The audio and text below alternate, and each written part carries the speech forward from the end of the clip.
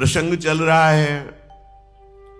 भगवान के प्रिय सखा अर्जुन भगवान व्यासदेव जी द्वारा प्राप्त प्रतिस्मृति विद्या के प्रभाव से युक्त होकर कैलाशपति भगवान महादेव जी की आराधना करके पाशुपतास्त्र प्राप्त किया, जो अत्यंत दुर्लभ है। महादेव जी के शरीर का स्पर्श हुआ, बाहु युद्ध में महादेव जी की कृपा प्राप्त हुई। जब महादेव जी की कृपा प्राप्त हुई तो फिर वरुण देवता, कुबेर देवता, भगवान यम और साक्षात देवराज इंद्र ये सब समीप प्रकट हो गए और कहा, जो श्री कृष्ण का शरणागत है, जिसे श्री कृष्ण अपना प्रिय मानते हैं, उसके लिए अब मेरे को कोई अदेय नहीं। तुम्हें महादेव का पाशुपतास्त्र मिल गया है। तो वरुण देव ने कहा, ये मेरे पास है, त्रिभुवन में कोई ऐसा नहीं जो मेरे पास में बंधने के बाद सुरक्षित या जीवित रह सके। उनका मंत्र की पद्धति सिखाई, कैसे प्रयोग करना है, कैसे धारण करना है, कैसे उपसंहार करना है। भगवान यम ने कालदंड प्रदान किया पद्धति सहित। भगवान कुबेर ने अंतर्धान नाम की विद्या और अस्त्र प्रदान किया। भगवान देवराज इंद्र ने कहा, यहां नहीं, हम तुम्हें देवलोक में अमरावती में दिव्यास्त्रों का अभ्यास काफी दिन कराएंगे, बहुत से दिव्यास्त्र, इसलिए अभी तो हम जा रहे हैं और मातली रथ लेकर के आएगा और उस पर आप विराजमान होकर हमारी अमरावतीपुरी में आइए। ऐसा कहकर देवराज अंतर्धान हो गए। थोड़ी देर में ही देखा दिव्य तेजो में रथ और भगवान इंद्र का सारथी मातली उपस्थित हुआ। गंगा में स्नान करके, ऋषियों को प्रणाम करके, हिमालय की वंदना करके, भगवान शंकर को प्रणाम करके, अपने प्राण प्रिय सखा श्री कृष्ण का स्मरण करके रथ पर आरूढ़ हुए। वायु गति से आकाश मार्ग से रथ चला। बहुत सी दिव्यताएं जो वर्णन की गई पीछे अर्जुन ने देखा। अब वो प्रधान द्वार पर पहुंचे तो मानो विशाल पर्वत खड़ा हो, ऐसे श्वेत वर्ण का विशाल ऐरावत हाथी। इंद्र की आज्ञा से उसने मार्ग दिया, स्वर्ग में प्रवेश किया। जो बड़े बड़े तपस्वी यज्ञ करने वाले राजा थे, उनको देखा विमानों में आरूढ़ होकर और पहचान लिया कि अमुक राजा, ये अमुक राजा। गंधर्व, अप्सराएं, किन्नर, ये सब कोई नृत्य कर रहा है, कोई गान कर रहा है। साध्य विश्वदेव, मरुदगण, अश्वनी कुमार, आदित्य, वसु, रुद्र, विशुद्ध ब्रह्मर्षिगण, इन सब का दर्शन अर्जुन को स्वर्ग में प्राप्त हुआ। सप्तऋषि, तुम्बूर, नारद, हा हा हु हु, गंधर्व, ये सब गान कर रहे हैं। शत्रुओं का दमन करने वाले कुरुनंदन अर्जुन को बहुत आनंद अनुभव हो रहा है। फिर 100 यज्ञों का अनुष्ठान करने वाले दुर्धर्ष तेजस्वी देवराज इंद्र के दर्शन के लिए उनके अंदर व्याकुलता हुई। महाबाहु पार्थ का रथ जीव ही अमरावतीपुरी में प्रवेश किया तो देखा सामने तेजो में देवराज इंद्र विराजमान है, जिनके मस्तक पर श्वेत छत्र तना हुआ है और सुंदर दिव्य पार्षद चमर कर रहे हैं। विश्वावसु गंधर्व स्तुति कर रहे हैं। ब्रह्मर्षिगण ऋग्वेद, यजुर्वेद, सामवेद संबंधी दिव्य स्तोत्रों द्वारा देवराज का स्तवन कर रहे हैं। कुंती कुमार कूद पड़े रथ से और जाकर देवराज इंद्र के चरणों में मस्तक रखा। देवराज इंद्र ने अपनी पवित्र भुजाओं से अर्जुन को हृदय से लगाया। अर्जुन को हाथ पकड़कर ले गए, उस सिंहासन पर बैठाला जिसकी ऋषिगण स्तुति मात्र करते हैं, बैठ नहीं सकते उस सिंहासन पर। देवराज के सिंहासन त्रिभुवन पति पद पर केवल 100 अश्वमेध यज्ञ, 100 राजसु यज्ञ और निष्पाप निर्विकार जब यहां से होके तब वो इंद्र पद प्राप्त करता है। उसमें ऐसे नहीं कि कोई भी ऋषि या महात्मा बैठ सके, ऐसा नहीं। शत्रुवीरों का संहार करने वाले अर्जुन का हाथ पकड़कर देवराज ने अपने साथ सिंहासन पर बैठाला, मस्तक सूंघा और अर्जुन को बार बार अपने कर का देवराज इंद्र के हाथ में अमृत स्राव होता है। अमृत सा भी कहते हैं, वो ऐसे ऐसे बहुत अपार बल की वृद्धि हो रही, बड़ा आनंद अनुभव हो रहा है अर्जुन को। वृत्तासुर का वध करने वाले, वज्र को धारण करने वाले अर्जुन के मुख का स्पर्श करते, जैसे कोई अपने बालक को दुलार करता है, ऐसे देवराज इंद्र वज्रधारी इंद्र के द्वारा बार बार दुलार करते देखकर पूरी सभा आश्चर्यचकित हो रही कि ऐसा सम्मान अमरावतीपुरी में देवराज इंद्र ने आज तक किसी का नहीं किया जैसा अर्जुन का किया। अर्जुन सिंहासन पर देवराज इंद्र के बराबर बैठे हुए हैं, उसी सिंहासन पर गंधर्वाद शाम गान कर रहे हैं। घृताची, मेनका, रंभा, पूर्वचित्ती, स्वयं प्रभा, उर्वशी, मिश्रकेशी, दंडगौरी, वरुथनी, गोपाली, सहजन्या, कुंभयोनी, प्रजागरा, चित्रसेना, चित्रलेखा, सहा, मधुश्वरा, ऐसी सहस्त्रों अप्सराएं इतनी सुंदर कि एक ऋषि को मोहित करने के लिए एक ही अप्सरा काफी। वो ऋषि जो शब्द, स्पर्श, रूप, रस, गंध पर विजय प्राप्त कर चुके हैं, वो नृत्य कर रही है। तदनंतर देवराज इंद्र का अभिप्राय जान करके देवताओं और गंधर्वों ने पूजन सामग्री लाकर सिंहासन पर बैठे हुए अर्जुन का पूजन किया।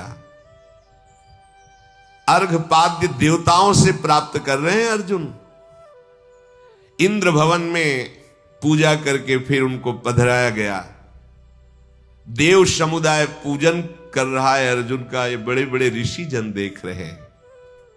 सबके मन में हो रहा है ऐसा कौन सा तप अर्जुन ने किया है जो ये बात मिल रही है। जैसे देवराज इंद्र का पूजन, ऐसे देवता पूजन कर रहे हैं अर्जुन का।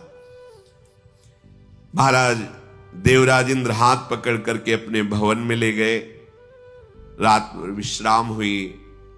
प्रातः अर्जुन से कहा कि तुम्हें यहां दिव्यास्त्र प्राप्त करने के लिए भगवान व्यासदेव जी ने भेजा है। जिसके प्रिय मित्र श्री कृष्ण, उसके लिए कुछ दुर्लभ नहीं। देखो शास्त्रों में जैसे लिखा है कि मुझे परमेष्ठी पद नहीं चाहिए ब्रह्मा का, मुझे देवराज इंद्र का पद नहीं चाहिए, योग की सिद्धियां नहीं चाहिए, फिर मृत्यु लोक का सम्राट पद की क्या बात। हे हरि, मुझे आपके चरणों की सेवा चाहिए। जो प्रभु श्री कृष्ण का भक्त है वो इतना महान है कि ब्रह्मा जी भी नमस्कार करते हैं। देवराज इंद्र पद क्या है तो मायाकृत ही ना, समय के अनुसार ही है, इसके बाद बदल जाएंगे देवराज। देवराज एक पद भी है, किसी व्यक्ति का नाम नहीं है। परमेष्ठी जैसे एक पद है, जैसे प्रधानमंत्री पद है, ऐसे ही इंद्र पद है, बहुत से बदलते रहते हैं।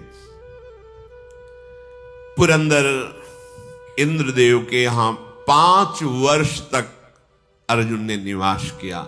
बहुत से दिव्यास्त्रों की उनको शिक्षा दी गई। कुंती नंदन देवताओं के साथ वो वाद्य कला सीखी, वो गान, वो नृत्य जो मृत्युलोक में है ही नहीं। पुरंदर ने अर्थात इंद्र जी ने अर्जुन को कहा, ये तुम्हारे लिए बहुत आवश्यक है, तुम यहां आए हो तो दिव्य कोई भी गुण नहीं बचना चाहिए, सब सीख लो। चित्रसेन नाम के गंधर्व को नियुक्त किया कि अर्जुन को समस्त गान विद्या, नृत्य विद्या और वाद्य विद्या में पारंगत कर दिया जाए। अर्जुन ऐसे सुख में रहते हुए भी जब दुशासन का वो रूप सामने आता है कि द्रौपदी रो रही और सभा में उसके वस्त्र खींचे तो जल जाते हैं।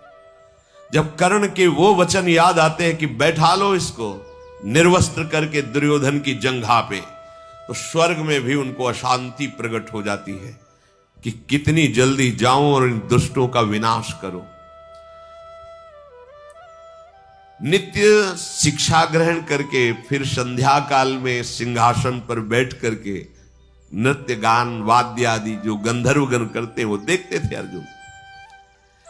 एक दिन अर्जुन सभा में बैठे हुए थे तो देखा कि उर्वशी बार बार अर्जुन की तरफ देख रही है। अर्जुन की भी दृष्टि नख से सिक तक उर्वशी पर जाती, बार बार उर्वशी।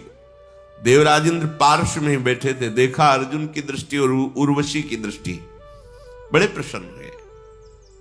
चित्रसेन गंधर्व को बुलाया और कहा, गंधर्वराज जाओ और उर्वशी को आदेश करो कि वो अर्जुन की सेवा में उपस्थित हो।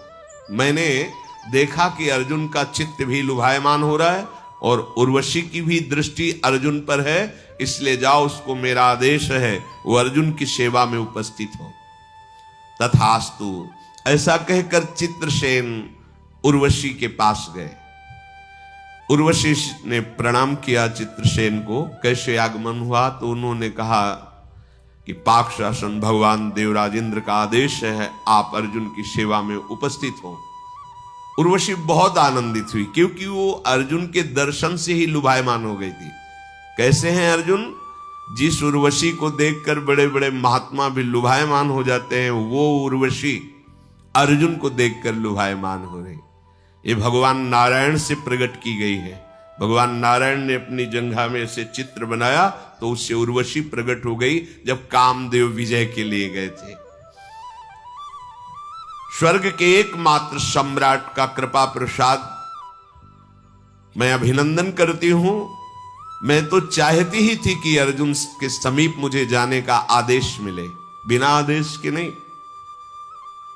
मैं श्री शील स्वभाव मनोहर उत्तम व्रत इंद्रियों को संयम में रखने वाले और यहां देवताओं में सम्मान प्राप्त करने वाले अर्जुन की सेवा में जरूर जाऊंगी। वीरवर अर्जुन को मैं अच्छी तरह जानती हूं, उर्वशी ने कहा। अर्जुन को मैं ऐसा सुख प्रदान करूंगी कि उनको लगेगा कि स्वर्ग में जाने का सुख क्या है। बड़े भाव में भर करके, बहुत आनंदित होकर के चित्रसेन को वापस किया। अब वो तो दिव्य देवी है, वो जहां से चलती हैं वहां बादल पर्दा करते हैं। कोई जिसको देखने का आदेश वही देख सकता है। स्वर्ग में भी सब ऐसे नहीं कि उर्वशी को देख सके। और उनके मुख से ऐसी सौरभ प्रकट होती, सुगंध प्रकट होती है कि योजनों वातावरण सुगंधित और उन्मादकारी हो जाता है। मैं महेंद्र की आज्ञा से अर्जुन के सद्गुणों का चिंतन करके उनको सुख प्रदान करूंगी, ऐसी भावना से गई। संध्या का समय, चंद्रोदय धीरे धीरे प्रकट हो रहा है, चांदनी छिटक रही है। अब उर्वशी के स्वरूप का क्या वर्णन हो, तो दिव्य अप्सरा है, स्वर्ग की शोभा है। मानो काम को चुनौती देती हुई, सुंदरता का विस्तार करती हुई प्रसन्न मुद्रा में वो अर्जुन के महल में पहुंच गई देव मार्ग से। अत्यंत बहुत सुंदर ओढ़नी ओढ़े हुए हैं, बड़ा श्रृंगार वर्णन है उर्वशी जी का। मन के समान इनकी गति है, जहां जाना है वहीं पहुंच गए। पांडु कुमार अर्जुन के महल में प्रवेश हुआ उर्वशी का। द्वारपाल से सूचना दी कि अर्जुन को सूचना दो कि अप्सराओं में श्रेष्ठ उर्वशी देवराज इंद्र की आज्ञा से आपकी सेवा में उपस्थित हुई है। यह हमें बताना चाहते हैं कि भगवान श्री कृष्ण का भक्त कितना हृदय से बलवान होता है। मतलब यहां जो बात है वो बहुत बड़ी बात है। अर्जुन तुरंत निकले, जो ही देखा उर्वशी को तो नेत्रों से पहले प्रणाम किया, फिर समीप जाकर के जैसे पंचांग गुरुजनों को प्रणाम करते से घुटने टेक कर उनके चरणों जल गई उर्वशी। ये क्या है? क्योंकि वो दूसरे भाव से आई हुई थी। अर्जुन बोले, हे देवी, तुम्हारा हमारे हृदय में जो स्थान है वो तुम्हें कैसे बताऊं? मैं तुम्हारे चरणों में बार बार मस्तक रखकर प्रणाम करता हूं, आज्ञा कीजिए, मैं तुम्हारा एक सेवक हूं, मैं क्या सेवा उपस्थित करूं? अर्जुन के बात सुनकर उसका हृदय बहुत संतप्त हुआ और अपने हृदय को संभालते हुए कहा, मैं स्वयं अपनी इच्छा से नहीं आई हूं, गंधर्वराज चित्रसेन ने देवराज इंद्र की आज्ञा से मुझे भेजा है और वो तुम्हारी सेवा की आज्ञा की है, इसलिए मैं आई हूं। अर्जुन, तुमने जैसे शब्द निकाले वापस करो, ऐसे शब्द मत बोल देना, क्योंकि उस भाव में चरणों में प्रणाम करना, हाथ जोड़ के खड़े होना, ये सब नहीं होता। मैं एक उद्देश्य लेके आए हूं तुम्हें सुख प्रदान करने के लिए। विशाल नेत्रों वाले इंद्र कुमार, मैं एक अप्सरा हूं, मेरा उसी भाव से तुम स्वागत करो। ये देवी कहना, प्रणाम करना, ये सब नहीं। मैंने देखा तो सभा में तुम हमारी तरफ देख रहे थे, बहुत सी अप्सराएं थी, मेरी तरफ क्यों देखा? देवराजेंद्र का आदेश है, उसका तुम्हें भी पालन करना चाहिए। शत्रुदमन, मैं तुम्हारी सेवा के लिए आई हूं, मेरा मन बहुत इस समय विचलित है, इसलिए बहुत सावधान होकर हमारे सामने चेष्टा करो। सामर्थ्यशाली देवी कोई साधारण थोड़ी, बहुत सावधान होकर वाणी बोलिए, चेष्टा कीजिए। ये प्रणाम मुद्रा है वाणी। स्वर्गलोक की दिव्य सुंदरी उर्वशी की बात सुनकर अर्जुन ने कान में उंगली डाली। नहीं नहीं, एक शब्द भी ऐसा मत निकालना जो मैं सुन ना पाऊं। हे सौभाग्यशालिनी, मैं जो बात कह रहा हूं तुम उसे ध्यान पूर्वक सुनो। जैसे गुरु पत्नी सदैव पूज्या होती है, ऐसे ही आप हमारे सामने पूज्य हो। जैसे माता कुंती पूज्य हैं, वैसे ही तुम हमारे सामने पूज्य हो। जैसे माता सची पूज्य हैं, वैसे ही तुम हमारे सामने पूज्य हो। एक भी शब्द कोई ऐसा न निकाल देना जो मैं सुन ना पाऊं।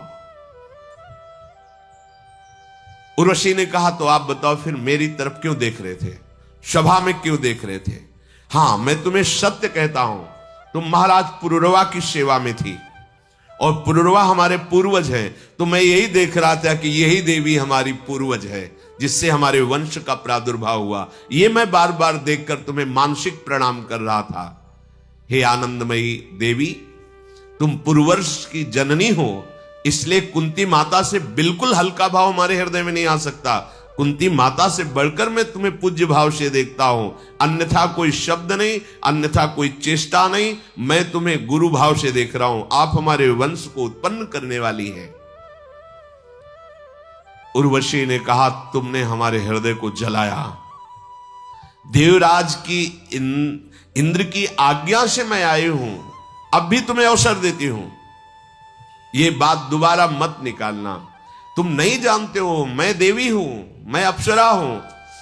पुरु वंश के कितने नाती पोते आए और हमको उनकी सेवा में भेजा गया। तुम्हें कोई अपराध नहीं लगेगा, मैं अप्सरा हूं और इस समय मैं तुम्हारे प्रति आसक्त हूं। मेरे अंदर मदनाग्नि जागृत हो चुकी है। अर्जुन, मुझे स्वीकार करो। ये बहुत बड़ी बात है। देवराजेंद्र ने आदेश किया है, स्वर्ग की जैसी रमणीयता में उर्वशी जी स्वयं प्रेरणा कर रही और अर्जुन जी अपनी निष्ठा में। ये बात तो बड़े बड़ों के होश उड़ा देने वाली। विश्वामित्र जी तपस्या में मगन है, उर्वशी जी नहीं, मेनका जी। मेनका जी ने होश उड़ा दिए, तपस्या से वृत्ति उनकी हटा दी। और यहां साक्षात उर्वशी एकांत समय स्वर्ग की रमणीयता और बार बार आग्रह करे कि मैं तुम्हारी भक्त हूं, इस समय मैं मदनाग से युक्त हूं, इंद्र ने आदेश किया, मुझे स्वीकार करो। अर्जुन ने कहा, अनिंदिते, मैं सत्य वचन कह रहा हूं। दिशा और विदिशा की अधिष्ठात्री देवियां मेरे इस वचन का अनुमोदन करें। माता कुंती, माद्री और सची और आप, इतना भी अंतर मेरे हृदय में नहीं है।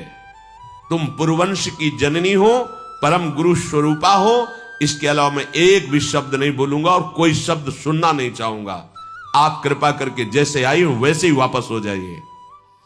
अर्जुन की बात सुनकर के उर्वशी क्रोध से कांप उठी। कामा संजायते क्रोधा, भयंकर क्रोध उत्पन्न हुआ और टेढ़ी नजर करके कहने लगी, तुमने ऐसा ही समझ लिया कि हम आए तो तुम स्वीकार करो या ना स्वीकार करो। जाओ, मैं तुम्हें शाप देती हूं, नपुंसक हो जाओ।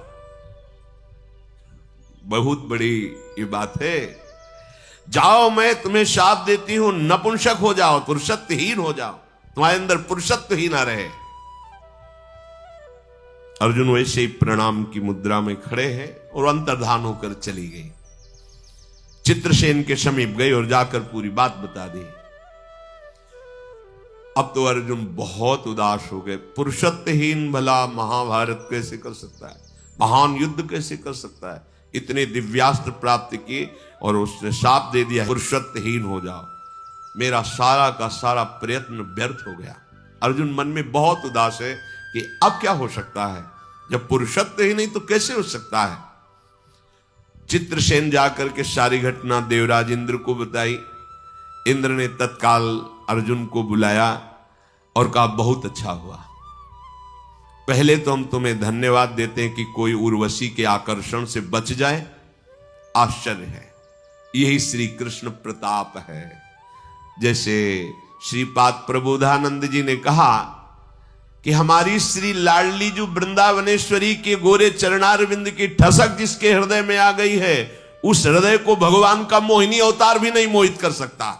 अप्सराओं की तो बात जाने दो, मोहिनी अवतार भगवान का भी नहीं मोहित कर सकता, क्योंकि मोहिनी प्रिया जो लालजू को मोहित करने वाली उनके चरणों की ठसक जिसके हृदय में है, तो अर्जुन को ठसक है श्री कृष्ण चरणारविंद की। देखो कैसा होता है महान भक्त, स्वर्ग में भी विजय को प्राप्त हो रहा है। सब अप्सराओं में स्वर्ग की श्रेष्ठ है उर्वशी जी। वो शाप दे दिया लेकिन अर्जुन का मन एक बार भी चंचल नहीं हुआ। यही है श्री कृष्ण कृपा, यह है श्री कृष्ण बल। कैसा है भगवान का बल, देख लो। अगर तपस्या का बल होता तो फिसल सकते थे, लेकिन श्री कृष्ण का बल है। अहो भाग्य तात, तुम उर्वशी के आकर्षण से बच गए। सत्पुरुषों के तुम शिरोमणि हो, आज मैं ऐसा घोषित करता हूं। अर्जुन से कहा तुम सत्पुरुषों में शिरोमणि हो। तुमको पाकर के कुंती आज पुत्र कहलाने वाली मां बन गई, वास्तविक मां बन गई। स्वर्ग पर तुमने विजय प्राप्त कर ली। महाबाहो, तुमने अपने धैर्य से ऋषियों को परास्त कर दिया। मानद, उर्वशी ने जो तुम्हें शाप दिया है उसे मैं सीमा में बांध देता हूं। शाप तो लागू होगा, व्यर्थ तो नहीं जाएगा, पर 1 वर्ष तक जो तुम्हारा अज्ञातवास का समय दिया गया है, 12 वर्ष वनवास, 1 वर्ष अज्ञात, तो 1 वर्ष तक तुम्हारे अंदर उर्वशी का शाप लागू रहेगा। इसके बाद खत्म हो जाएगा, तो तुम्हारे काम आ जाएगा। तुम जैसे महावीर, छुपने के लिए तुम्हें कोई परेशानी नहीं पड़ेगी। ये शाप तुम्हारे लिए वरदान का काम करेगा। ये कई बार कहा है कि यदि तुम भगवान के चरणों का आश्रय लिए हो तो तलवार तुम्हारे गले तक आएगी और आकर वो हार बन जाएगी, गला काट नहीं पाएगी। देखा, शाप क्या हुआ, वरदान का स्वरूप बन गया कि अज्ञातवास में छुपने के लिए बहुत बढ़िया अवसर हो गया। इंद्र के ऐसा कहने पर अर्जुन को भारी प्रसन्नता हुई कि उद्देश्य की पूर्ति हुई। फिर तो जो शाप जनित उन्हें शोक और चिंता हुई थी वो मिट गया। धनंजय महायशस्वी गंधर्व चित्रसेन के साथ दिव्य विद्याओं को प्राप्त कर रहे हैं। एक समय की बात है, महर्षि लोमश बहुत बड़े तपस्या के धनी हैं। वो इंद्र के दर्शन करने के लिए स्वर्गलोक में गए। उन्होंने जब देखा कि इंद्र के सिंहासन पर, आदेश सिंहासन पर अर्जुन बैठे हुए, महर्षियों से पूजित देवराज इंद्र का सिंहासन, उस पे एक नरलोक का मनुष्य अर्जुन बैठे हुए, और शरीर भी तो वही है। स्वर्ग में सशरीर जाना बहुत मुश्किल है, शरीर यहीं छूटता है, फिर वो दिव्य देह से जाता है। जैसे नरक में है ना, यातना देह प्राप्त होता है, ऐसे स्वर्ग में देव देह प्राप्त होता है। भगवान के धाम में प्रवेश करने पर भगवत देह प्राप्त होता है। निकुंज में प्रवेश करने पर सहचरी देह की प्राप्ति होती है, जो चिदानंदमय है। महर्षि के हृदय में बड़ा संशय प्रकट हुआ कि देवराज इंद्र के पद में, सिंहासन में अर्जुन कैसे? लोमस जी ने कहा कि महाराज पाकशासन इंद्र, मैं आपसे प्रश्न करता हूं कि इनका क्षत्रिय कुल में जन्म हुआ है और सब ब्रह्म ऋषि आपके नीचे आज सिंहासनों पर बैठते हैं, और ये क्षत्रिय राजकुमार है सिंहासन पर बैठे हैं। क्या तप है इनका इस कोटि का कि आप अपने आधे सिंहासन पर विराजमान किए हैं? क्या पुण्य कर्म है इनका?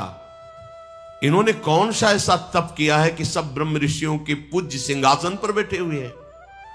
मेरे मन में संशय है कि जहां वायु और अग्नि, बड़े बड़े देवता जिस सिंहासन की वंदना करते हैं उस पे अर्जुन विराजमान है। लोमश मुनि के प्रश्न को वृत्तहंता सचिपति देवराज इंद्र ने हंसते हुए कहा, ब्रह्मर्षि आपके मन में जो प्रश्न उठा है उसका समाधान यह है कि आप जिनको देख रहे हैं ये भगवान श्री कृष्ण के नित्य सखा हैं। यही नर नारायण रूप में अवतरित हुए। और आपको पता है नर नारायण ने जो तपस्या की आज तक कोई ब्रह्म ऋषि ऐसी तपस्या नहीं की। ये केवल मरण धर्मा मनुष्य ही नहीं है, ये प्रभु श्री कृष्ण के मित्र हैं। ये बात द्वारिकाधीश के सिंहासन की चरण रखने की चौकी जिसमें सिंहासन की नीचे, उसे ब्रह्मा और शंकर भी वंदना करते हैं। और भगवान सुदामा जी को अपने हाथ से उस सिंहासन पर बैठाल कर और उस चरण रखने की चौकी में थाल रख करके चरणोदक उतारते हैं। जिस रुक्मिणी के पलंग पर भगवान विराजमान होते हैं, केवल भगवान, और उसकी परिक्रमा करते हैं ब्रह्मा शंकर सनकादि प्रणाम करते हैं, उस पर श्री सुदामा जी को शयन करा। अत्यंत करुणा वरुणालय भगवान की मित्रता स्वीकार करने का ये फल। ये तो देवराज इंद्र का सिंहासन है, वो तो द्वारिकाधीश अखिल कोटि ब्रह्मांड नायक परात परीश भगवान श्री कृष्ण का है। उस पे सुदामा फटे पुराले कपड़े, पैरों में बिवाई, त्वचा झुर्रियां पड़ गई हैं, खान पान की कोई व्यवस्था नहीं। सब पार्षद देख के आश्चर्यचकित होते हैं। अरे अगर ब्रह्मा भी आते हैं यहां तो समय उनको लगता है, ड्योढ़ी पे खड़े रहते हैं, भगवान समय से मिलते हैं। लेकिन सुदामा जी को दौड़ पड़े, अशुभ प्रवाह करते हुए गले लगे, लेकर के गए अपने आसन पर बैठाला, चरण पखारे भगवान ने। अगर आप श्री कृष्ण को अपना मित्र मान लें, सब समस्याओं का समाधान हो जाए। आप दुनिया को मित्र मान रहे हो, छल कपट युक्त है, स्वार्थ खत्म हुआ तो वही मित्र तुम्हारी हत्या कर देगा, वही मित्र तुम्हें ठग लेगा, वही मित्र तुमसे बात नहीं करेगा। लेकिन हमारे प्यारे प्रभु ऐसे हैं कि सैकड़ों अपराध कर दो और घूम के देखोगे तो वैसे ही बांह फैलाए, वैसे ही खड़े, आजा, मैंने तो छोड़ा नहीं, तू ही तो छोड़ के गया, लौटा मेरे समीप आजा। एक बार भगवान जिसे स्वीकार कर लेते हैं कभी जीवन में नहीं छोड़ते। जन अवगुण प्रभु मान नकाऊ, दीन बंधु अति मृदुल स्वभाव। अब भी समझ में ना आए, ये मायाकृत है। देखो ये सब लोक की बात सुने तुम्हें लग रहा है कोई स्वर्ग लोक है, कोई है ना, सब ऐसी भगवान है, पर मायाकृत बुद्धि होने के कारण हमें लगता है प्रगट में बलशाली मित्र हो तो हाथ मिलाना अच्छा। लेकिन वो जिनके बल से बलवान है वो भी तो मृत्यु से भयभीत है। जो मृत्यु को भी शासन में लेते हैं, काल भी जिनके शासन में रहता है, वो श्री कृष्ण हर समय तुम्हारे पास हैं। ऐसे श्री कृष्ण को मित्र बनाने में क्या जाता है, कोई शर्त नहीं है, बस केवल उनकी मांग यही, अनन्य चिंतयन्तो माम, केवल मेरे हो जाओ। वो भी तुम्हारे सुख के लिए कह रहे हैं, क्योंकि जिसको स्वीकार करोगे दुख ही देगा तुम्हें। केवल एक प्रभु हैं जिनको स्वीकार करने से सुख ही सुख प्राप्त होता है, क्योंकि वो सुख समुद्र हैं। मान जाओ हमारी बात, प्रार्थना मान लो। सबको चाहिए कोई ऐसा प्यार करने वाला जो केवल मेरे को प्यार करे, ऐसा कोई त्रिभुवन में नहीं। अगर कोई तुमसे प्यार करता है तो अपने लिए प्यार करता है, तुम्हारे लिए नहीं। देख लेना, देख लेना, जिस दिन तुम उसके लायक नहीं रहोगे फिर प्यार करके दिखावे कोई तो पता चले। नहीं नहीं, जिस दिन तुम्हारा शरीर उसके योग्य नहीं रहेगा, जिस दिन जिस स्वार्थ की पूर्ति के लिए तुमसे हाथ मिलाया था वो स्वार्थ नहीं रहेगा, उस दिन वो गली में नहीं आएगा जिसमें तुम रहते हो। ये संसार का स्वरूप है। और जिस दिन कोई तुम्हें साथ नहीं देगा उस दिन ये प्यारा मित्र तुम्हारे सामने खड़ा मिलेगा। ये श्री कृष्ण हर समय तुम्हें दिखाई देगा कि वो फिर आप कैसे उन्मत्त होगे। अस्त्र में ताकत ही नहीं है कि वो तुम्हें छेद सके, जिसके मित्र श्री कृष्ण है। औषधि जो तुम्हें ठीक करती है वो इन्हीं के बल से ठीक करती है। जो कुछ भी हो रहा है सब बलों के बलवताम भगवान श्री कृष्ण है। इनको प्यार करने के लिए क्या तुम्हें चाहिए? ये अगरबत्ती धूप बत्ती तो हमारी भावनाएं हैं, इनको केवल तुम्हारा प्यार चाहिए, हृदय चाहिए। हे कृष्ण मैं आपका, इससे बड़ी कोई भेंट नहीं है, इससे बड़ी कोई पूजा नहीं, इससे बड़ा कोई योग नहीं है। आप मेरे हो, आप मेरे हो, मस्त हो जाओगे। आपको कैसे, बस वही बार बार समझ में नहीं आ रही है आपके। अरे यहां का कोई बड़ा अधिकारी हाथ ऐसे मिला दे और अपना फोन नंबर दे दे, आप जानते हो ऐसे भले अड्डी अड्डी हो पर छाती तान के चलोगे, या अमुक पदाधिकारी, अनंत कोटि ब्रह्मांडों का, ईश्वरों का भी ईश्वर श्री कृष्ण। ये जो कृष्ण नाम है ना, ये फोन नंबर है। ये जो मंत्र है ना, डायरेक्ट उनके फोन का नंबर है। मिला ही नहीं रहे, पड़े हो संसारिक फोन नंबर मिला रहे तो कैसे मिलेगा। जो मंत्र मिला है निज मंत्र, शरणागत मंत्र, जानते हो, ये सीधे फोन नंबर है, सीधे आप जब के तो देखो तुम्हारे सामने वो होंगे, बात करो उनसे। बात करके कपिल भगवान कहते हैं मेरा अनन्य भक्त मेरा दर्शन ही नहीं, मेरे से संभाषण करता है, मेरे साथ खेलता है। आप विश्वास मानो, भगवान है और वो खेलेंगे। ऐसा नहीं है कि वो दूर है, जो ऐसा मानते हो वो मान रहे होंगे। हर पल हर क्षण, बस इतना ही कह रहे, हर पल हर क्षण प्यार ही प्यार, दुलार ही दुलार। तभी हम कहते मान लो, तुम मानने से बात बन जाएगी, तुम जान जाओगे, तुम देख लोगे, तुम्हारे पास है। प्रतिपल प्रियाजू की कृपा का प्रवाह बह रहा है, प्रवाह बह रहा है। ये बहुत तुच्छ चीज है शरीर, ये भोग सामग्री बहुत घटिया बात है, जिसमें हम फंसे हुए ना। बहुत घटिया लगेगा जब तुम थोड़ा ऊंचाई पर बढ़ोगे। एक प्राण करोड़ों प्राण न्यौछावर करना ऐसे लगेगा। अरे संसारिक प्यार में लोग प्राण भी न्यौछावर कर देते, फिर प्रियालाल के प्यार में ये पार्थिव प्राणों की क्या बात है। इनको स्वीकार कर लो। ये हम नहीं कि आप घर बार त्याग, इनको डाल लो। जो तुम कर रहे हो ना उनमें इनको भी डाल लो, बीच में थोड़ा इनको भी। भाई होता है कि हम ये व्यापार कर रहे हैं, बोले साइड में एक व्यापार और डाल लो ना, उसमें घाटा होगा तो ये तो पूर्ति हो जाओ। इसमें घाटा है नहीं, इस व्यापार में मुनाफा ही मुनाफा। एक बार कृष्ण कहोगे, अविनाशी नाम है, ये समस्त पापों को भस्म करके तुम्हारी सदगति करेगा। बड़े बड़े हिसाब किताब करने वाले कलम रखे रह जाएंगे कि कृष्ण नाम का फल दें तो क्या दें। डाल लो थोड़ा व्यापार, ये भी डाल लो। आप जो कर रहे हो करो, जैसे रह रहे हो रहो, बीच में राधा नाम का व्यापार डाल लो। परम धन राधा नाम क्या जाता है। हम कह रहे ना तुम माला से करो, ना चंदन लगाओ, कुछ ना करो, उठते बैठते 10-20 बार बोल दो राधा राधा राधा, फिर देख लेना ये 10-20 बार ही तुम्हें घसीट ले जाएगा परम पद में। परम पद में बड़ी महिमा है। ये हम केवल गान ही नहीं कर रहे, हमारे महापुरुषों ने, गुरुजनों ने अनुभव की है, और उन्हीं की कृपा से जो कुछ छाती में आ रहा है वो हम तुम्हें बता रहे हैं। कितना बड़ा बल उर्वशी आकर्षण कर रही है, और अर्जुन अपनी स्थिति में, मतलब ये छोटी मोटी बात नहीं, ये केवल कृष्ण कृपा ही, केवल कृष्ण कृपा। देवता महर्षि कोई भी इतना सामर्थ्यशाली नहीं। लोमस जी से देवराज इंद्र कह रहे हैं जैसे अर्जुन सामर्थ्यशाली, क्योंकि इनकी सामर्थ्य श्री कृष्ण है। ये बात जैसे कई बार आपको सत्संग में बताया है कि हमारी प्रियाजू की सखियों की चरण वंदना श्री लालजू महाराज करते हैं।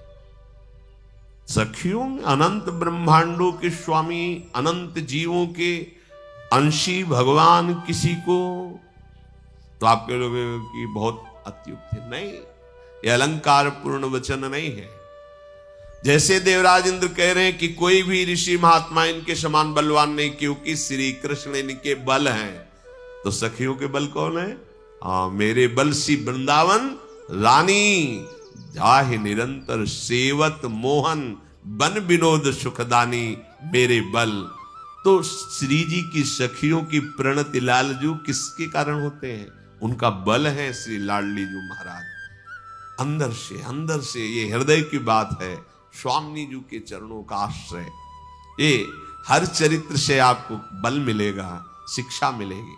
देवराज इंद्र लोमस ऋषि जी नीचे बैठे हैं, अर्जुन इंद्र के इंद्रासन पर आधे भाग में बैठे हैं।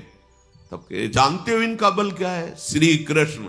सबका बल तपस्या, इनका बल अपबल, तपबल और बाहुबल। चौथो बल है दाम, सूर किशोर कृपाते सब बल, हारे को हरिनाम। ये सब बल है, ये हरिनाम जपते हैं। ऐसे रोम रोम से कृष्ण कृष्ण निकलता रहता है अर्जुन के, और हृदय तो कृष्णमय है ही।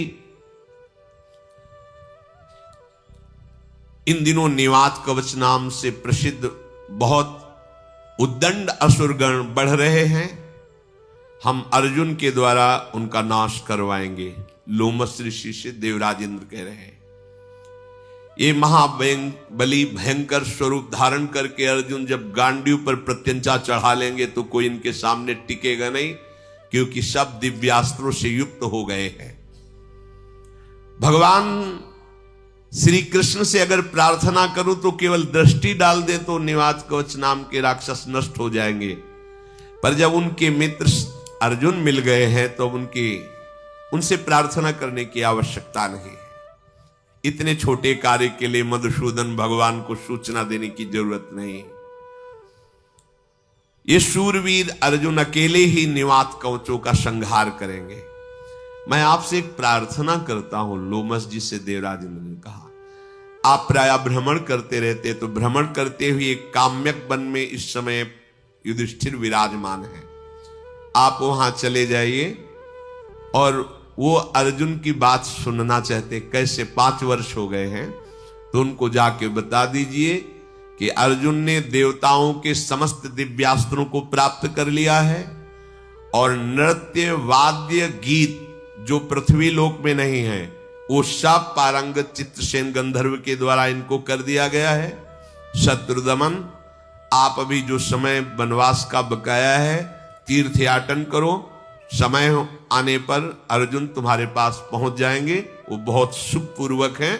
ऐसी सूचना देवराज इंद्र ने लोमस जी को देने की कही कि आप जाकर के जहां युधिष्ठिर आदि विराजमान हैं वहां उनको दीजिए।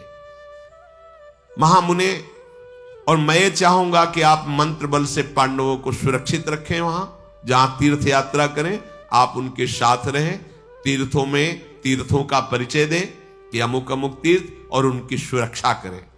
जो आज्ञा, ऐसा लोमस जी ने देवराज इंद्र से कहा, और शत्रुदमन कुंती कुमार धर्मराज युधिष्ठिर के सूचना देने के लिए वो भूतल लोक पर आए।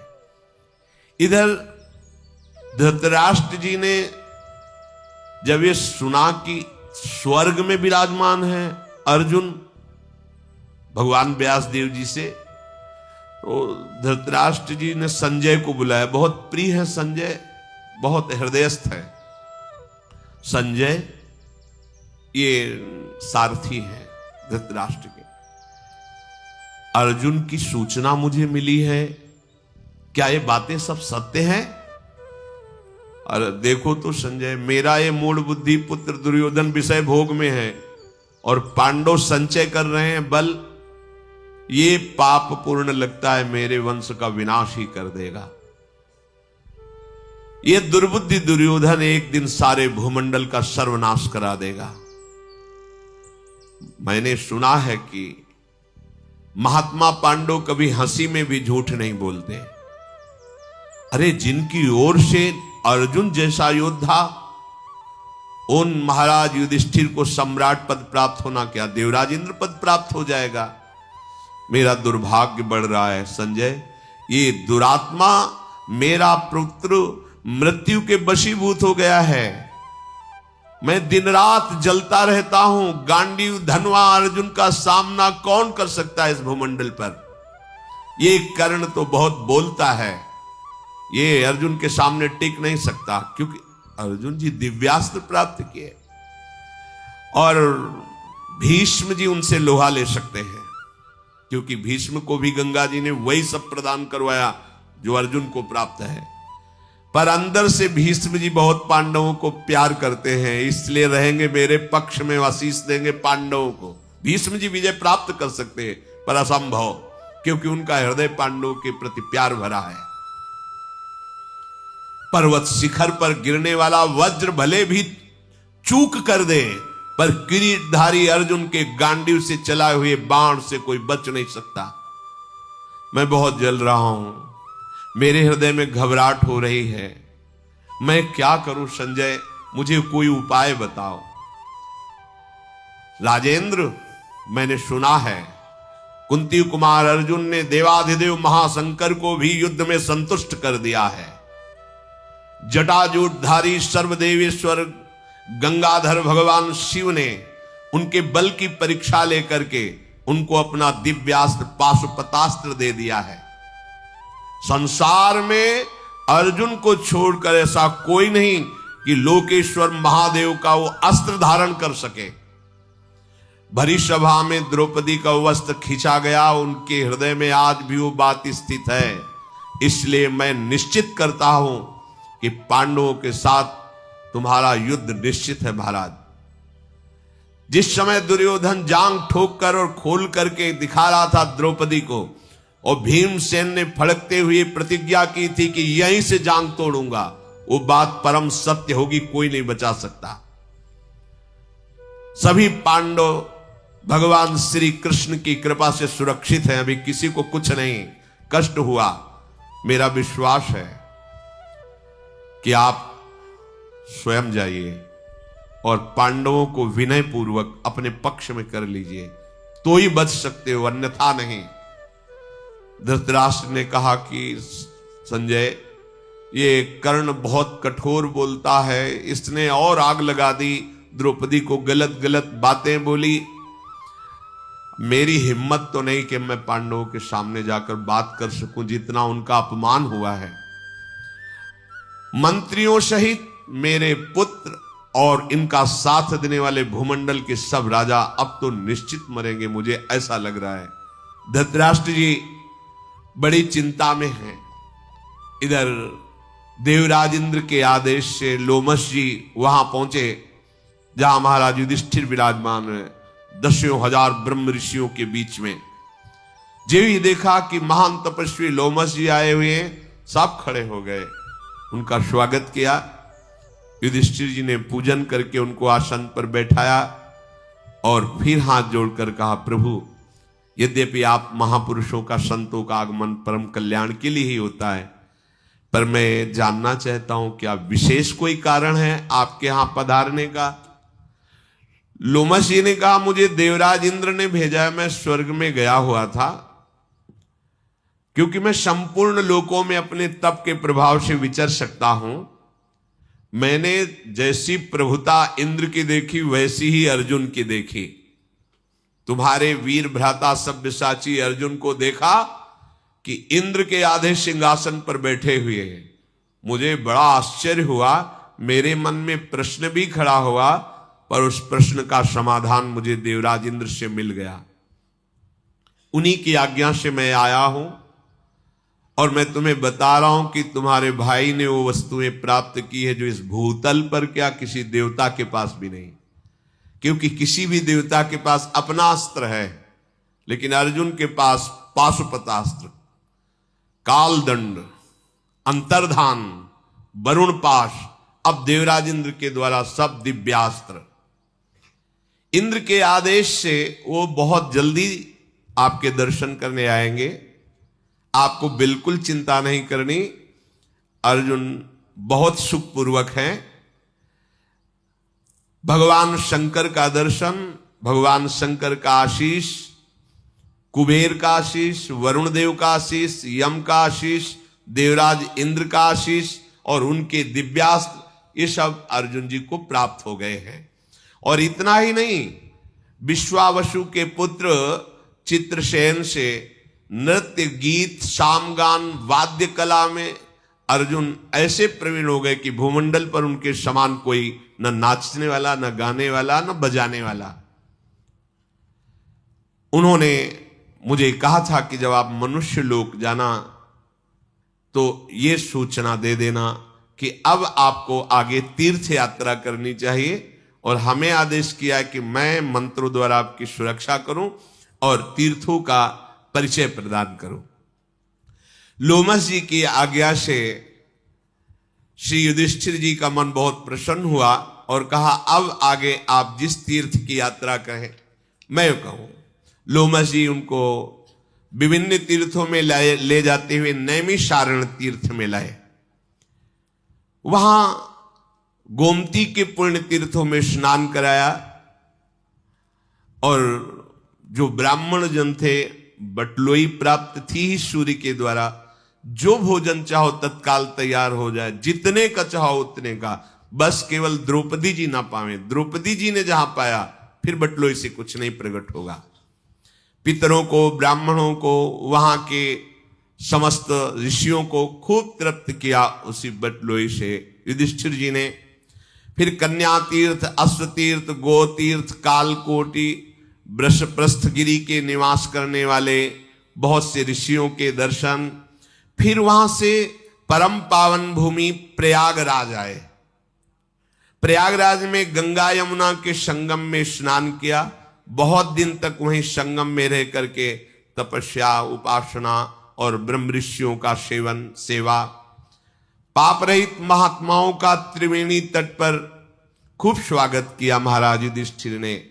तत्पश्चात पांडवों के साथ ब्रह्मा जी की वेदी पर गए, जो तपस्वी जनों से सेवित है। उन वीरों ने उत्तम तपस्या करके कंदमूल, फल और बहुत सी सामग्रियों द्वारा ब्रह्म ऋषियों को तृप्त किया। अनुपम तेजस्वी प्रयाग से चल करके महाराज युधिष्ठिर राजर्षि गय के द्वारा यज्ञ करके शुद्ध किए हुए उत्तम पर्वत पर, जिसे गया तीर्थ कहते हैं, वहां भी गए।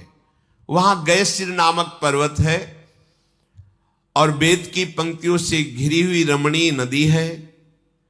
महर्षियों से सेवित उस नदी में स्नान किया। फिर वहां भी जो शुक्र, दान, पुण्य आदि बटलोई है ही खूब।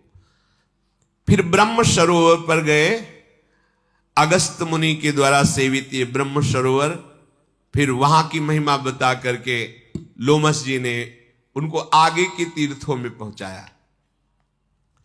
तदनंतर रोग शोक से रहित हेमकूट पर्वत पर, फिर वहां से बड़ी अद्भुत अद्भुत दिव्यता का दर्शन करके नंदा नदी दिखाई कि इस नदी में स्नान करने से कोई रोग नहीं होता और भारी से भारी शोक संकट निवृत्त हो जाता है। कुंती नंदन, इस तीर्थ में जो गोता लगाता है उसके सारे पाप तत्काल नष्ट हो जाते हैं। तुम अपने भाइयों के साथ यहां स्नान करो। नंदा नदी में गोता लगाने के पश्चात कौशिकी तट पर गए, जहां महर्षि विश्वामित्र जी ने बड़ी उग्र तपस्या की थी। युधिष्ठिर ने अपने ब्राह्मणों के साथ, दलबल के साथ उस नदी में स्नान किया और उसी तट पर रुके। लोमस जी ने कहा, ये देवताओं के द्वारा सेवित पुण्य सलिला कौशिकी नदी है। यहां परम पावन विश्वामित्र जी का रमणीय आश्रम है।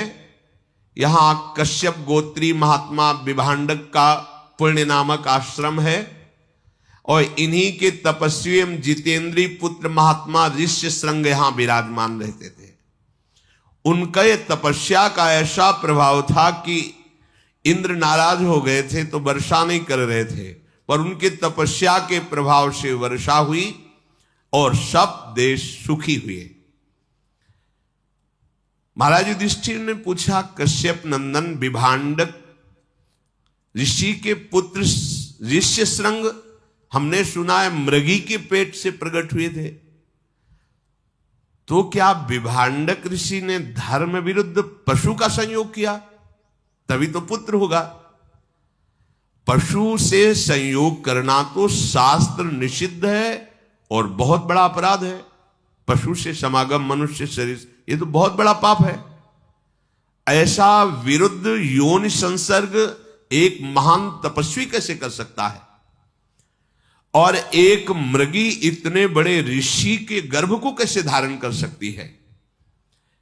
अगर ये अशुद्ध कार्य था तो देवराज इंद्र ऐसे कैसे प्रसन्न होकर वर्षा कर सकते हैं? मेरी समझ में नहीं आ रहा। नियम व्रत का पालन करने वाली राजकुमारी शांता ने फिर मृग से प्रकट हुए इन ऋषि को पति रूप में कैसे वर्ण किया? ये वही ऋषि हैं जिनको चक्रवर्ती सम्राट दशरथ जी के यहां वशिष्ठ जी ने बुलाया था और भगवान श्री राम लक्ष्मण भरत शत्रुघ्न का प्रादुर्भाव पुत्रेष्टि यज्ञ से हुआ।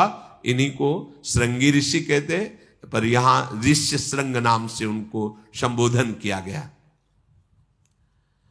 लोमस जी ने कहा, ब्रह्मर्षि विभांडक बड़े महान तपस्वी और अमोघ वीर थे, अर्थात अभी तक कभी वीर उनका पतन ही नहीं हुआ था। उनके प्रतापी पुत्र ऋष्य श्रृंग का जन्म कैसे हुआ है मैं बताता हूं। विभांडक मुनि परम पूजनी, महान तेजस्वी, कश्यप गोत्री, कोई भी देवता उनके सामने टिक नहीं सकता, ऐसी प्रचंड तपस्या। वो एक कुंड में खड़े होकर के जल में मंत्र का अनुष्ठान कर रहे थे। दीर्घ काल तक महान कष्ट सहते हुए मंत्राकार वृत्ति।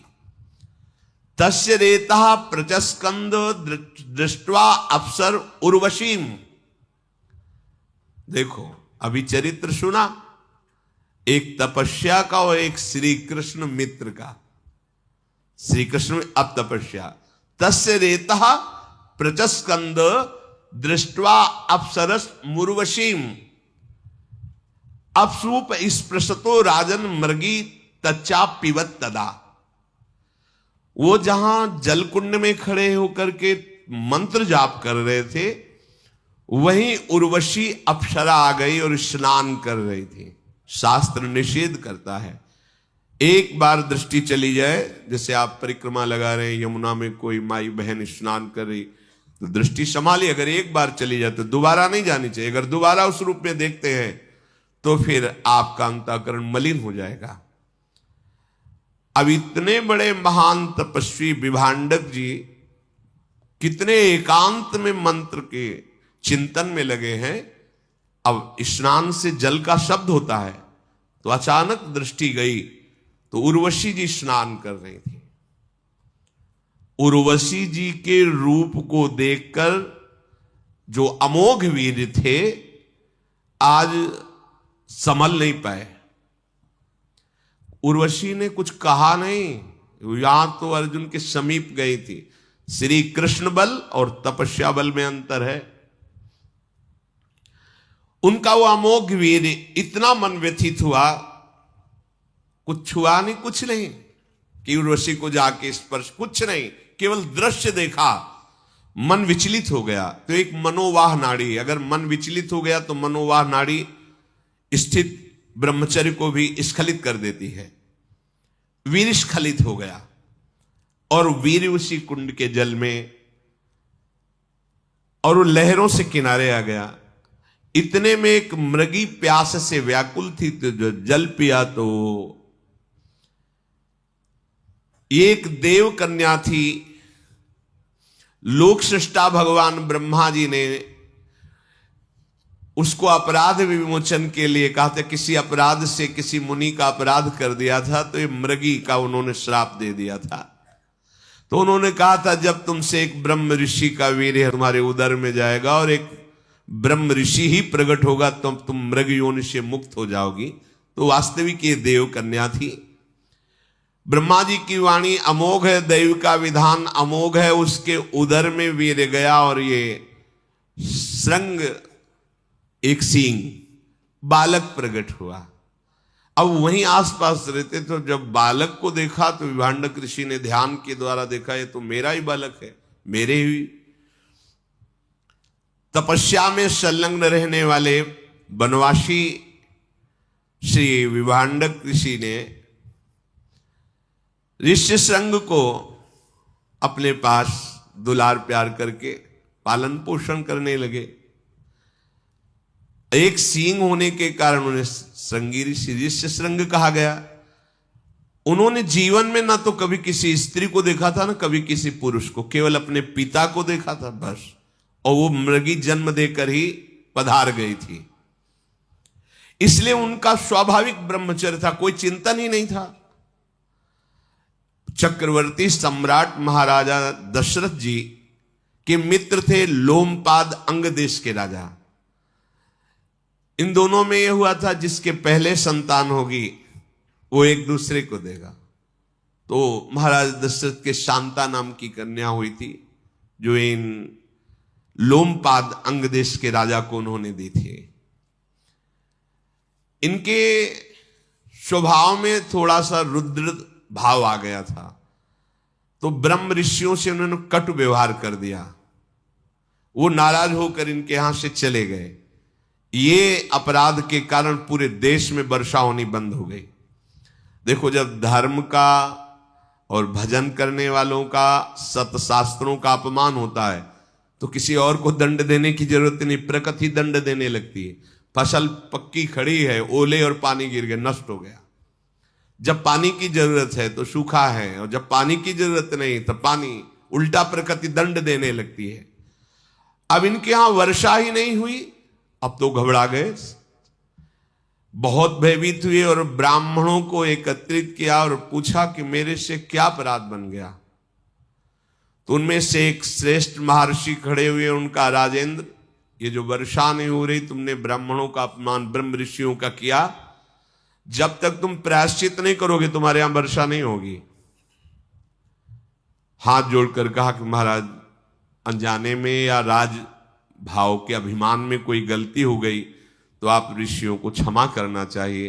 मेरे अपराध के कारण सारी प्रजा भूखी मरे, आप सब दयालु हो। तो उनका इस समय तपस्या में सबसे बढ़ चढ़ करके विभांडक ऋषि के पुत्र श्रृंगी ऋषि, ऋषि श्रृंग हैं। उन्होंने आज तक कभी स्त्री देखा नहीं है। यदि आप उनको किसी भी तरह सम्मान पूर्वक लाओ और अपने सिंहासन पर विराजमान करो, अभी वर्षा हो जाएगी, दूसरा कोई उपाय नहीं। राजा लोमपाद ब्राह्मणों के चरणों में बार बार प्रणाम करके अपनी राजधानी में आए और विचार किया कि ऐसे महातपस्वी को कैसे लाया जा सकता है। राजा, मंत्री और ब्राह्मणों से सलाह की कि क्या उपाय हो सकता है। तो उनमें एक बहुत प्रवीण मंत्री ने कहा कि अगर कोई चतुर युवती उनके पास जाए, उन्होंने कभी स्त्री नहीं देखा, और फंसा करके आपके सिंहासन तक ले आवे तो वर्षा हो जाएगी।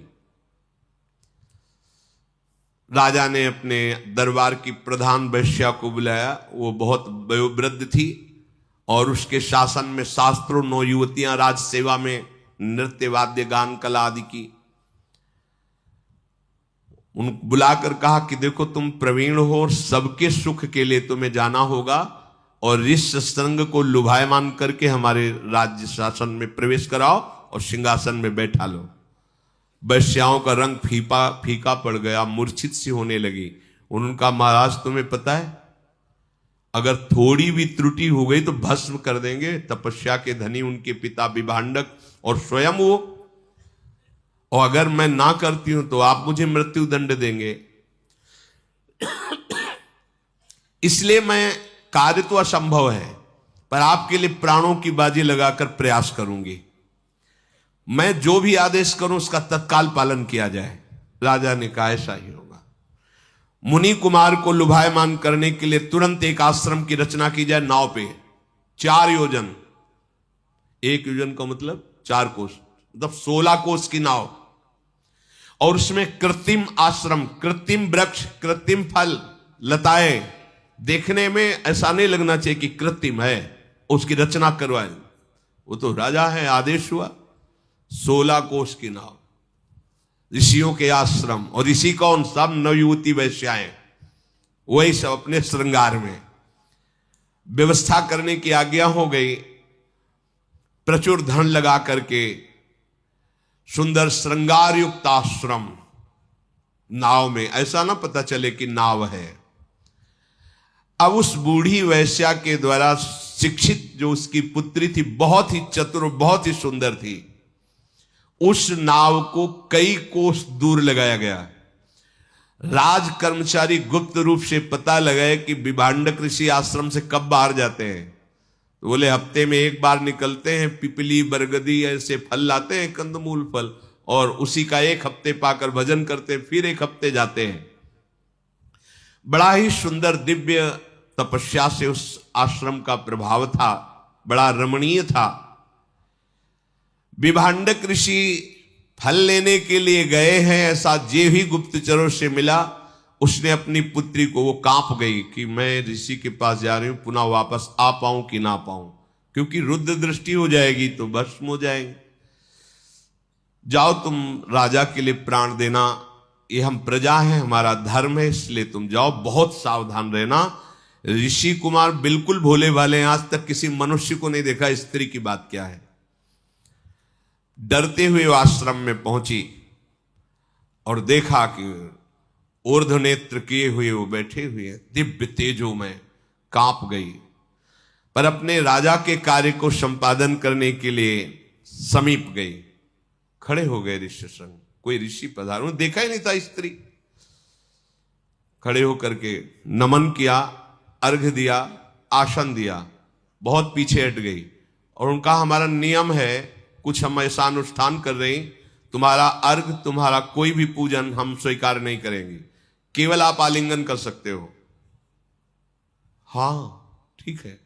ना तुम्हारा दिया हुआ आसन, इतनी सामर्थ्य है कि वैश्या होकर एक ऋषि के द्वारा दिया हुआ अर्घ और आसन कुछ नहीं, वापस रखो, केवल आलिंगन कर सकते हो। तो जानते नहीं थे कि स्त्री आलिंगन। अब वो क्या कि ऋषि तुम्हारी त्वचा कितनी सुंदर, हमारी कैसी है। अब वो तो जंगल में रह रहे, गर्मी सर्दी से त्वचा मोट, और वो तो सुंदर नवयुवती वैश्या, तो बोले ऋषि तुम्हारी त्वचा कितनी, तुम्हारी जटाएं कितनी कोमल, कोमल बाल और सुगंधित तेल से सींचे हुए, बार बार तुम किस देश के ऋषि हो। और वो तो कभी देखा ही नहीं ना, स्त्री कभी देखा ही नहीं। बड़ी उनको उत्सुकता हो रही कि किस देश के ऋषि हमारे यहां पधारे हैं, मुझे दर्शन से बड़ा सुख मिल रहा है। ब्राह्मण आप तो बहुत ही सुंदर लग रहे हो, बहुत बड़े तपस्वी हो गए तभी इतने सुंदर हो, तो मेरा ये अर्घ और फल फूल क्यों नहीं ले रहे। दिया हुआ कुशासन, आप इससे सुखपूर्वक बैठिए, नहीं आज आप हमारे आसन पर बैठेंगे, मखमली सुंदर आसन होगा। हमारा आसन तो चुभता है उसका, तुम्हारा आसन तो कितना सुंदर बैठ। वो भोले वाले जालते ही ले, ये तुम्हारे फल हम नहीं, हमने नियम ले रखा है कि जितने दिन अनुष्ठान चलेगा हम किसी ऋषि का कुछ नहीं लेंगे। हम कुछ फल लाए, बड़े सुंदर सुंदर अंगूर, मीठे मीठे सब। हाँ ऐसे तो कभी हमने फल खाए नहीं। बोले तुम्हारा दिया हुआ जल भी नहीं, हम जल दे रहे हैं, विशिष्ट प्रकार का बनाया हुआ आसो, ये साधारण नहीं, विशिष्ट जैसे अंगूर का भी तो आसो बनता है, महुआ का भी बनता है, ऐसे विशिष्ट फलों के रसों का आसो उन्मादकारी। और हे पिया, उन्होंने कहा मैंने तो जिंदगी में ऐसा नहीं पिया। वो बड़े आनंदित हो रहे। और हे ऋषि, ये भूमि डोलती नजर आ रही है, हो आसो पिए हुए, बार बार हृदय में आलिंगन। और दूर एक गुप्तचर खड़ा है कि विभांडक ऋषि कितनी दूर है, कितने समय वापिस होंगे। वो कहा आप मुझे प्रणाम मत कीजिएगा कभी, तभी मैं बार बार आऊंगी। उनका जैसा आप कहेंगे वैसा, मैं आपके लिए बंदनी नहीं हूं, आप मेरे बंदनी हैं। मैं आपके लिए दर्शनी नहीं हूं, आप मेरे दर्शनी, मैं आपका दर्शन कर ले आई हूं। बार बार उनके द्वारा आलिंगन को ऋष्यशृंग बड़ा सुखद अनुभव करने लगे। वो बार बार वो तो आई ये रिझाने के लिए, सुंदर माला, सुंदर सुखद वस्त्र, सुंदर इत्र उनके शरीर में लगाया। वो बहुत प्रसन्न है, खेल रहे हैं। सूचना, गुप्तचर दूर खड़ा है, उसने इशारा किया कि वो चल पड़े हैं, भागी वहां से तुरंत। अब हमारे अनुष्ठान का समय हो रहा है, किसी दिन हम अवसर लगा के फिर आएंगी। और ये बात अपने पिताजी से कहिएगा नहीं कि कोई ऋषि आए थे। ओ चलिए, अब ये तो पृथ्वी घूम रही, अब ये बैठे बस वही ऋषि चिंतन में, उस ऋषि के कपोल कैसे, उसकी जटाएं कैसी, पूरा चिंतन।